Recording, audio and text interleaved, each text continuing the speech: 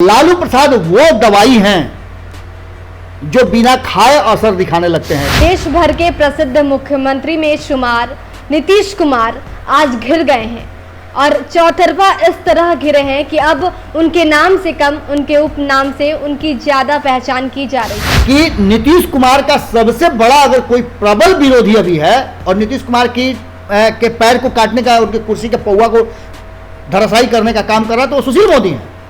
ये ब्रेकिंग हो सकता है। किस तरह से लालू प्रसाद, जिनको 2005 में उन्होंने कहा था जंगल राज का पुरोधा, बर्बाद करने वाला, ये करने वाला, वो करना, उनको क्या जरूरत थी उनका साथ लेकर के फिर सत्ता पर काबिज होने का? आगे बढ़िए आप तो 2015 में उनको क्या जरूरत थी अपने डीएनए के बारे में इतना किरकिरी करवाने का? ये उनको कहने की क्या जरूरत थी कि मिट्टी में मिल जाएंगे, भाजपा के साथ नहीं जाएंगे? आप इन सारे एपिसोड को अगर सिलसिलेवार देखें तो वो कहीं ना कहीं वो सुप्रीम पावर जो है कुर्सी वहीं पर जाकर के टिकती है। लेकिन इसी भारतीय जनता पार्टी को उन्होंने 8-9 साल तक अपने कदमों के नीचे रखा है। इस बात को कौन भूल सकता है? कौन भूल सकता है? आज भी अगर कोई भी भारतीय जनता पार्टी का नेता बता दे कि वो अपने तरफ से डिसीजन ले लेगा, बिना नीतीश कुमार से पूछे एक डेग नहीं चल सकते हैं आप। और नीतीश कुमार अगर कमजोर कहीं हुए हैं तो उसके पीछे 3 कारण सबसे महत्वपूर्ण हैं। पहला कारण तो लालू प्रसाद का नहीं होना। बढ़ाएं अपना कदम सक्सेस की ओर शिखर करियर इंस्टीट्यूट के साथ। शिखर करियर इंस्टीट्यूट पूर्वी भारत में एकमात्र कोचिंग संस्थान जो एक्सक्लूसिवली है मेडिकल एंट्रेंस एग्जाम के लिए। नमस्कार, मैं हरिचा शर्मा और आप देख रहे हैं भारत लाइव। देश भर के प्रसिद्ध मुख्यमंत्री में शुमार नीतीश कुमार आज घिर गए हैं और चौतरफा इस तरह घिरे हैं कि अब उनके नाम से कम उनके उपनाम से उनकी ज्यादा पहचान की जा रही है।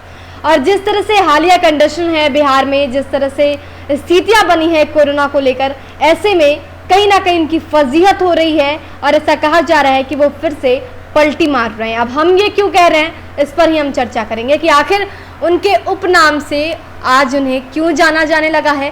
पलटू राम, कुर्सी कुमार, ऐसे कई उपनाम हैं जो उन्हें विपक्ष लगातार देता आ रहा है। और आज हम इसी पर बात करेंगे कि क्या कोरोना जैसी महामारी में कहीं ना कहीं वो अपने स्टैंड से डगमगा गए हैं? क्या कुर्सी बचाना अब मुश्किल हो गया है? बाबा, जिस तरह से अभी हालिया कंडीशन है और मुख्यमंत्री जी अपना बयान चेंज कर रहे हैं, उनका स्टेप क्लियर नहीं दिख रहा है कि क्या स्टैंड होना चाहिए। कंफ्यूजिंग है पूरा थोड़ा। ऋचा, जैसा आप सवाल लेकर के आई हैं, उन सवालों में सबसे जरूरी सवाल यह है कि नीतीश कुमार जी का सब स्टैंड क्लियर है। कुर्सी के लिए सब स्टैंड क्लियर होता है। कुर्सी के लिए क्या अच्छा है, क्या बुरा है, शायद नीतीश जी से बेहतर कोई नहीं समझ सकता है। और ये उन्होंने अगर कहा जाए तो कहीं ना कहीं रामविलास पासवान जी से सीखा है। क्योंकि पहली बार जब उनको बिहार की कुर्सी मिल रही थी तो रामविलास पासवान जी ने जिस तरह से उनको झिटकी मार दिया था, अब बोला बंगले की चाबी मेरे बिल्कुल, उसके बाद से वो अलर्ट हो गए हैं और कुर्सी के लिए चाहे जिस तरह की बातें करनी हो वो एकदम फुल प्रिपेयर्ड रहते हैं। अगर इसको हम विस्तार से बताना चाहें, क्योंकि जानना लोग भी चाहेंगे और बिहार की जनता लगभग जानती है, दुनिया भर में सबसे बेहतर मुख्यमंत्री कहे जाने वाले नीतीश कुमार को आखिर 2013 में ऐसी क्या जरूरत पड़ गई थी कि उन्हें एनडीए छोड़ना पड़ा? क्या जरूरत पड़ गई थी कि उन्होंने थाली खींच लिया था मोदी के सामने से? उन्हें 2014 में चुनाव जब हारे थे लोकसभा का तो क्या जरूरत थी इस्तीफा देने का, जबकि उनको पद का लालच था ही। फिर जीतन राम मांझी का एपिसोड सबको पता है कि किस तरह से उनको बेइज्जत करके, पहले इज्जत दिए फिर बेइज्जत करके उनको हटाने के लिए क्या नहीं किए, सब कुछ किए। किस तरह से लालू प्रसाद, जिनको 2005 में उन्होंने कहा था जंगल राज का पुरोधा, बर्बाद करने वाला, ये करने वाला, वो करना, उनको क्या जरूरत थी उनका साथ लेकर के फिर सत्ता पर काबिज होने का? आगे बढ़िए आप तो 2015 में उनको क्या जरूरत थी अपने डीएनए के बारे में इतना किरकिरी करवाने का?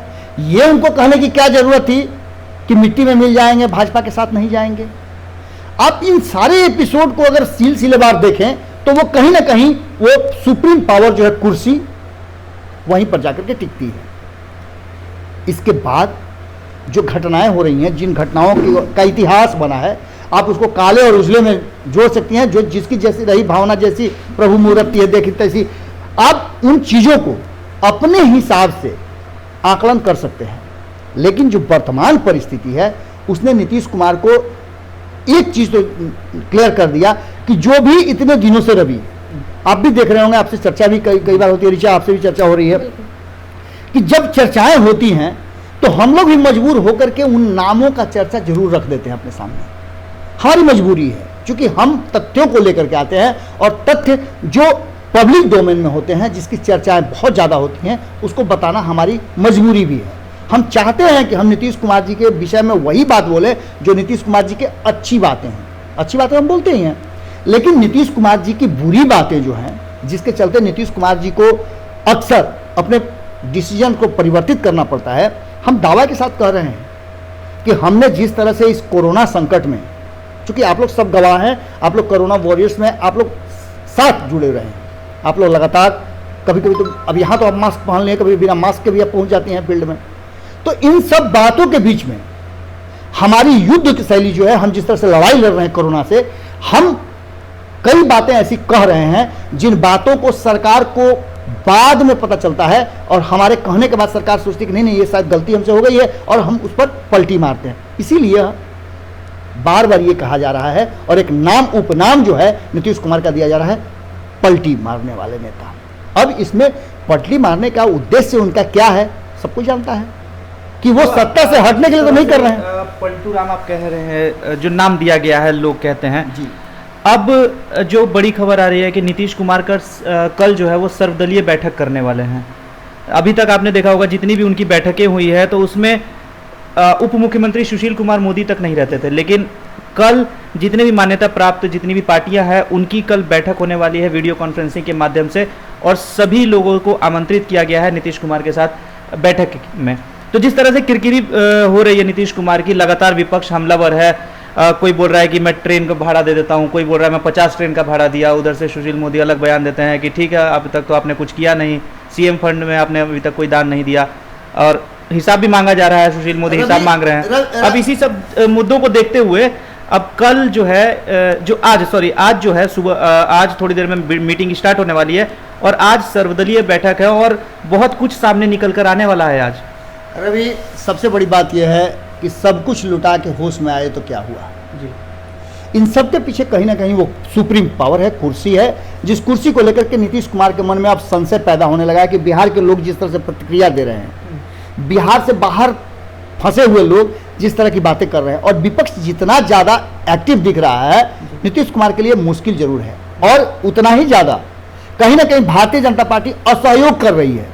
हम एकदम स्पष्ट कह सकते हैं कि असहयोग कर रही है, क्योंकि कभी भी आपने नहीं देखा होगा कि इस पूरे एपिसोड में भारतीय जनता पार्टी ने नीतीश कुमार का पक्ष लिया हो। बिल्कुल। लगातार नीतीश कुमार के नीतियों पर भारतीय जनता पार्टी के लोग उंगली उठाते रहे। सच्चिदानंद राय की नाम आप ले लें, आप संजय जायसवाल का नाम, आप संजय जायसवाल का नाम तो सबसे बाद में लीजिए ना, वो तो ऑलरेडी प्रदेश अध्यक्ष है, उनका पावर तो सुप्रीम पावर है। जो आपने एक बात कही थी कि दो रूप में है बीजेपी, एक नीतीश कुमार के साथ चलता है, एक नीतीश कुमार के विपक्ष में चलता है, तो दो चीज में डिवाइड हो चुका है। मैं उससे भी बड़ी बात कहने जा रहा हूँ, शायद ये ब्रेकिंग भी हो सकता है कि नीतीश कुमार का सबसे बड़ा अगर कोई प्रबल विरोधी अभी है और नीतीश कुमार की के पैर को काटने का, उनकी कुर्सी के पौवा को धराशायी करने का काम कर रहा है तो वो सुशील मोदी है। ये ब्रेकिंग हो सकता है, क्योंकि सुशील मोदी वैसे शख्स हैं जिन्होंने जहां एक तरफ नीतीश कुमार का सबसे ज़्यादा सलहिया होने का, सबसे ज़्यादा प्रिय पात्र होने का काम किया है, वहीं वो उनकी जगह भी खोदते रहे हैं। मैं बता रहा था कि सच्चिदानंद राय का नाम ले लीजिए, टूना पांडे का नाम ले लीजिए, या फिर आप और जितने भी नेता उस पूरे फ्रेम में हैं जो सत्ता से थोड़ा अलग हैं, उनका नाम ले लीजिए, तो वो सारे लोग कहीं ना कहीं इनके साथ नहीं हैं। अब आगे जो है नीतीश कुमार फिर से अब अगर इस तरह का कुछ सोचते हैं, फिर कोई काम सोच रहे हैं, और सर्वदलीय बैठक की बात जैसा कि रवि ने बताया, अगर ऐसा कुछ कर रहे हैं तो आप निश्चित रूप से इतना समझ लीजिएगा कि कहीं ना कहीं इन सब के पीछे नीतीश कुमार का वो मन जो है अंदर अंदर जो चलते रहता है, जो एकदम स्ट्रिंग डिसीजन लेते हैं। जैसा कि आप लोगों को पता होगा कि 2017 में उन्होंने क्या किया था, रातों रात उन्होंने डिसीजन लिया, रातों रात सब कुछ तय हो गया, और रातों रात वो जिसके साथ नहीं जाने का, उसने मिट्टी में मिल जाने की बात कही थी, वहां चले गए। तो एक बात तो आप मान के चलिए कि जो स्थितियां पैदा हुई हैं इस कोरोना महामारी के बीच में, इसमें कहीं ऐसा ना हो कि नीतीश कुमार अपनी कुर्सी को बचाने के लिए कोई बड़ा डिसीजन ले लें। जहाँ तक रवि ने बताया कि ये सर्वदलीय बैठक होने जा रही है, इस सर्वदलीय बैठक का गुहार अभी से नहीं लगाया जा रहा था, इससे पहले लगाया जा रहा था। ये जीतन राम मांझी ने भी कहा था, और वो जीतन राम मांझी जिसको बेइज्जत किया था नीतीश कुमार ने कुर्सी पर से बेदखल करके, उन्होंने ही बनाया था मुख्यमंत्री और उन्होंने ही बेदखल भी किया था। ये कार्य संस्कृति और कार्य प्रकृति को लेकर के जिस तरह हम बता रहे थे कि भारतीय जनता पार्टी के लोग भी अब नीतीश कुमार की नुक्ताचीनी में लग गए हैं, उनकी बुराइयां कर रहे हैं। जैसा कि अभी रवि ने बताया और आपने भी बताया कि संजय जायसवाल सबसे ज़्यादा उसमें नीतीश कुमार के नीतियों पर बिल्कुल, उन्होंने तो बाबा ये भी कह दिया कि चुप्पी साधने से क्या होगा, क्योंकि सोशल मीडिया का जमाना है। योगी आदित्यनाथ से सीख लेना चाहिए, उन्होंने जो लोगों के सामने आकर बोल भी रहे हैं, आपको भी बोलना चाहिए। ऋचा, अगर ये बात कर रहे हैं संजय जायसवाल, तो मैं इस बात से इत्तेफाक नहीं रखता हूँ। नीतीश कुमार की पहचान किसी योगी आदित्यनाथ के बराबर नहीं हो सकती है, उससे बहुत ऊपर है नीतीश कुमार। नीतीश कुमार भले ही समय के मारे हुए हों, उनकी मजबूरी हो भारतीय जनता पार्टी का पिछलगू बनने का, लेकिन इसी भारतीय जनता पार्टी को उन्होंने 8-9 साल तक अपने कदमों के नीचे रखा है। इस बात को कौन भूल सकता है? कौन भूल सकता है? आज भी अगर कोई भी भारतीय जनता पार्टी का नेता बता दे कि वो अपने तरफ से डिसीजन ले लेगा, बिना नीतीश कुमार से पूछे एक डेग नहीं चल सकते हैं आप। बिल्कुल, आज भी बीजेपी तो कहीं ना कहीं सहयोग नहीं कर रहा है, लेकिन जेडीयू विपक्ष का करारा जवाब दे रही है। तेजस्वी यादव ने जैसे मुद्दा उठाया कि 50 ट्रेन देंगे, तो उधर से जेडीयू का करारा जवाब आता है कि बाबूजी के कारण टिकट मिल गया और नीतीश कुमार के कारण आपने वोट ले लिया। आप ये सब बातें बिल्कुल ठीक कर रही हैं ऋचा, ये राजनीति है और ये चर्चा चलती रहेंगी। लेकिन इसमें जो सबसे महत्वपूर्ण चर्चा ये है कि एक तरफ आप इस बात को लेकर के चलिए कि अगर भारतीय जनता पार्टी में, जैसा कि रवि ने बताया कि 2 खेमा है, वैसे जदयू में भी 2 खेमा है।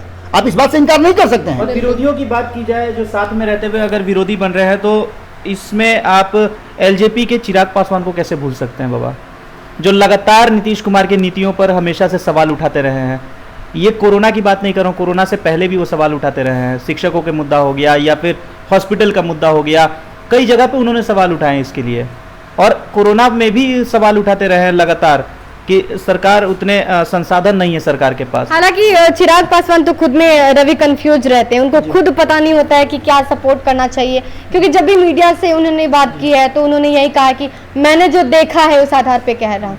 स्पष्ट बयान उनका अभी तक नहीं रहता है इस पे कि क्यों वो बोल रहे हैं सरकार के खिलाफ। और देखिए, जहां तक संसाधनों की बात है तो संसाधनों की कमी है बिहार में, और ये साफ पता चलता है इस बात से, जो नीतीश कुमार अभी तक कह रहे थे कि जो बाहर से आने वाले मजदूर हैं वो क्वारंटाइन सेंटर में रहेंगे, अपने जिले के क्वारंटाइन सेंटर में रहेंगे या फिर अपने पंचायत के क्वारंटाइन सेंटर में रहेंगे।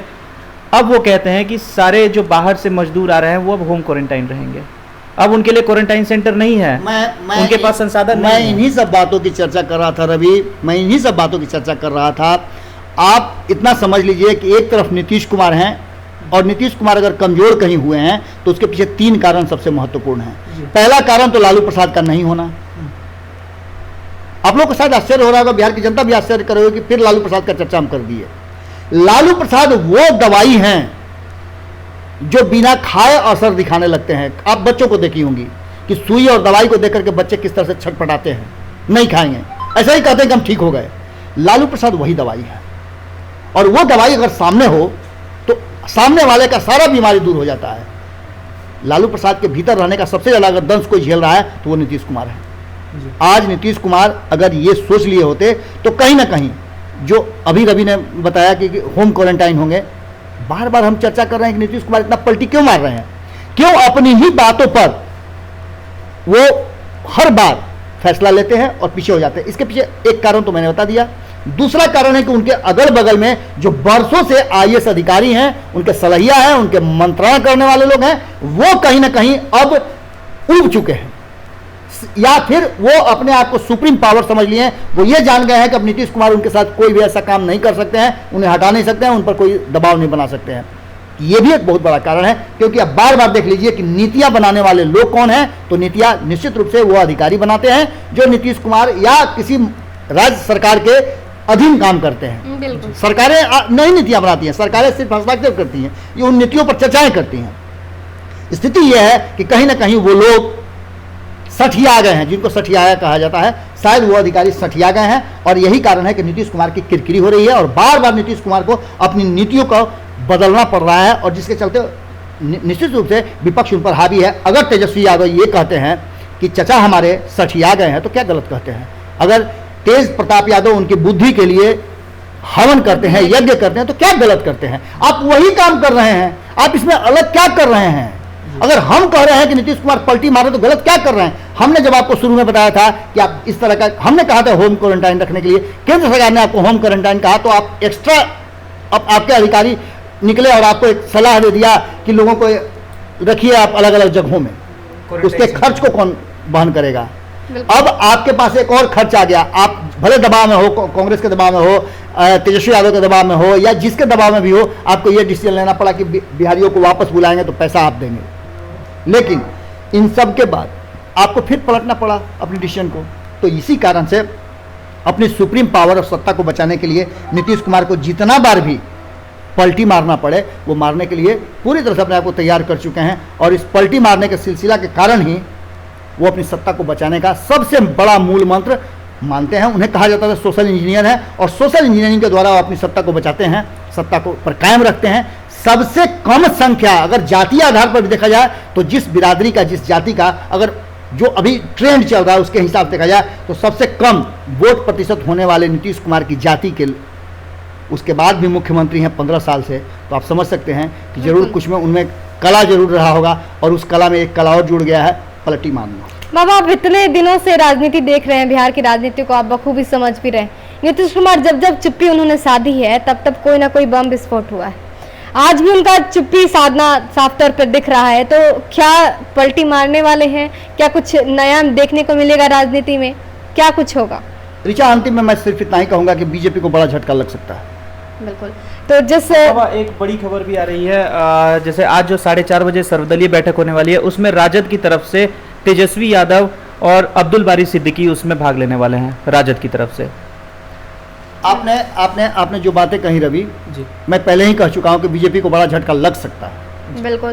तो जिस हिसाब से हालिया कंडीशन है, हालिया स्थिति बनी है, ऐसे में नीतीश सरकार की चुप्पी साफ साफ दिख रही है और उनका स्टैंड क्लियर होता दिख रहा है कि वो एक बार फिर से पलटी मारने वाले। और पलटी मारना हम बार बार इसलिए कह रहे हैं क्योंकि ये कुछ नया नहीं है।